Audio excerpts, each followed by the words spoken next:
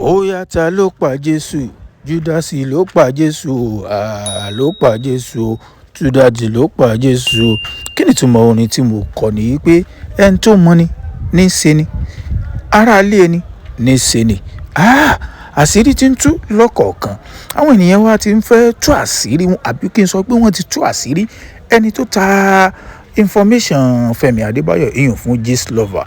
Tẹ́ ẹ bá sì gbàgbé, èèyàn méjì láwọn ènìyàn náà sọ pé bóyá òun ni Gistlover.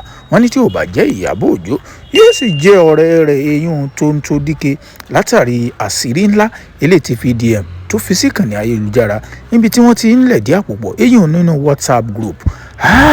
Wọ́n ti wá ní tálẹ́mọ̀ tó jẹ́ pé òun ló múlẹ̀ tó mú information Fẹ́mi Adébáyọ̀ wọn àti ìyàwó rẹ̀ tílé wọn fi dàrú tó múlẹ̀ fún Gistlover. Tẹ́ ẹ bá sì gbàgbé, Gistlover ló kọ́kọ́ post ẹ̀yìn sí ìkànnì ayélujára rẹ̀ pé Fẹ́mi Adébáyọ̀ ó ti sá kúrò ńlé. Àwọn ènìyàn ló sọ, wọ́n ní tí ò bá jẹ́ pé Ìyábọ̀ Òjó ló sọ fún Gistlover, yóò sì jẹ́ pé Gistlover gangan ò ní Ìyábọ̀ Òjó. Èmi kí mo sọ o, èmi kí mo sọ o, èmi kí mo sọ o. Ní táwọn ènìyàn ń sọ ni mò ń sọ. Tẹ́ ẹ bá sì mọ̀, bí ẹ bá sì mọ̀ lóòótọ́, ẹ mọ̀ pé tí ikú ilé ò bá pa ni, ikú inú ilé tí ò bá pa ni, tó dé ò lè pààyàn.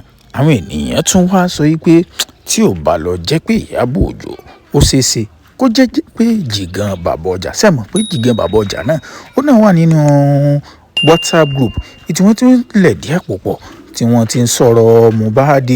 Wọ́n wá ní ó ṣeé ṣe kó jẹ́ pé ìkan lára àwọn tí wọ́n wà nínú gúrùpù yẹn ó ní Gistlover. Tí ò bá sì jẹ́ bẹ́ẹ̀, ìkan lára wọn ló sọ information Fẹ́mi Adébáyọ̀.